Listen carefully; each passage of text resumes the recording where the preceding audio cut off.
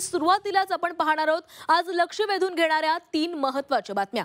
तर पहिली लक्ष वेधून घेणारी महत्त्वाची बातमी आहे ती म्हणजे नेपाळमधल्या अराजकतेची। नेपाळच्या काठमांडूमध्ये जेनझी विरुद्ध सरकार असा संघर्ष पेटलेला आहे। नेपाळची तरुणाई थेट रस्त्यावर उतरलेली आहे। सोशल मीडियावर बंदी टाकल्याने तरुण आक्रमक झालेले आहेत। आक्रमक आंदोलकांनी शासकीय निवासस्थानांची आणि वस्तूंची तोडफोड केली आहे, तर काही ठिकाणी आगही लावण्यात आलेली आहे। यात आतापर्यंत 19 आंदोलकांचा मृत्यू झाला असून 200हून अधिक जण जखमी झालेत। ओली यांनी आपल्या पंतप्रधान पदाचा राजीनामा देऊन त्यांनी पलायन केलेले आहे। त्यामुळे आता बालेन शाह नेपाळचे नवे पंतप्रधान होणार असल्याची माहिती सूत्रांकडून मिळते।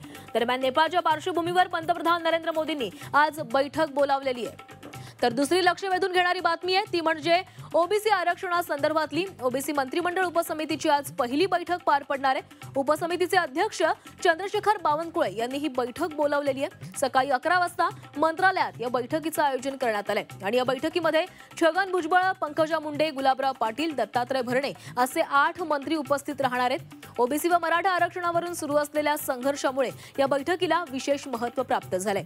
मंत्री छगन भुजबळ या बैठकीमध्ये पुरावे सादर करणार असल्याची देखील माहिती मिळते। आणि तिसरी लक्ष वेधून घेणारी बातमी आहे ती म्हणजे संतोष देशमुख हत्या प्रकरणातल्या सुनावणीची।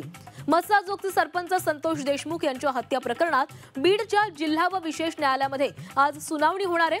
30 ऑगस्ट रोजी पार पडलेल्या सुनावणी दरम्यान विशेष सरकारी वकील उज्ज्वल निकम हे हजर नव्हते आणि त्यामुळेच त्यांच्या सहाय्यक वकिलांनी सरकारी पक्षाची बाजू मांडली।